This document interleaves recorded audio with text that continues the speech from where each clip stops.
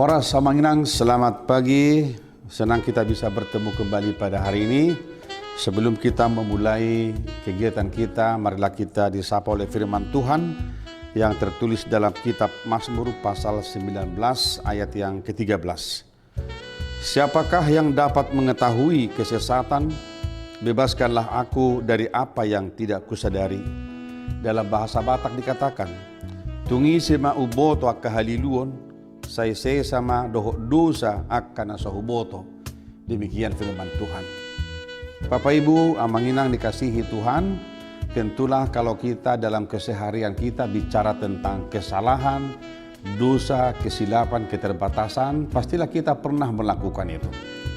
Persoalannya adalah ketika kita melakukan sebuah kesalahan, apakah kita sadar bahwa kesalahan itu adalah merupakan sesuatu yang kita lakukan dalam kesadaran kita, atau mungkin kita melakukannya dengan tidak menyadarinya. Daud di dalam firman Tuhan hari ini berkata di dalam doanya kepada Tuhan, supaya Tuhan membebaskan dia dari apa yang dia tidak sadari, apa yang dia tidak lakukan dalam kesadarannya. Saudara-saudaraku, mari kita melihat bahwa dalam kehidupan ini, apapun yang kita lakukan, seharusnya kita menyadari bahwa sesuatu itu adalah baik adanya atau tidak baik. Sehingga dalam mengambil sebuah keputusan dalam kehidupan kita, tentunya kita harus selalu berefleksi dengan firman Tuhan, bagaimana kita melakukan segala sesuatu dalam kesadaran akan kebenaran Tuhan, sehingga ketika kita melakukan kesalahan itu, tidak ada kalimat yang berkata bahwa aku melakukannya dalam suatu keadaan yang tidak disadari. Bukankah manusia itu Tuhan berikan akal budi, pikiran yang terang, hati dan sebagainya. Oleh sebab itu saudara-saudaraku, dalam setiap kehidupan kita mungkin ada keterbatasan kita, kekurangan kita, atau kita katakanlah kesilapan kita di dalam bertindak, sehingga kita bisa jatuh pada sebuah kesalahan. Tetapi dalam firman Tuhan hari ini kita tidak tinggal di dalam persoalan itu. Tetapi Daud mengajar kita, mari kita berdoa kepada Tuhan, mendoakan kehidupan kita, sehingga apapun yang tidak kita sadari, yang kita lakukan dalam kehidupan ini yang mungkin sudah salah di hadapan Tuhan, segera kita memohon pengampunan daripada Tuhan.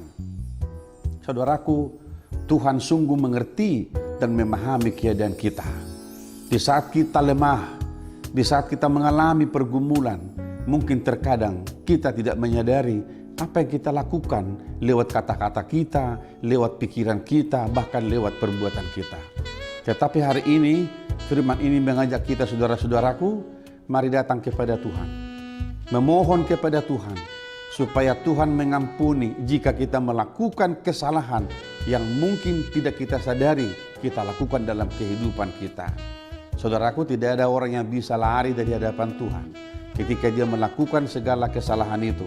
Tetapi dia datang kepada Tuhan, berserah kepada Tuhan, dan memohon pengampunannya, supaya Tuhan mengampuni segala dosa-dosa kita. Saudaraku, mari sadari bahwa pengampunan Tuhan membuat kita lebih bergairah, membuat kita lebih bersukacita dalam menjalani kehidupan kita. Sebab di mana ada pengampunan Tuhan, di situ ada pemulihan kehidupan kita.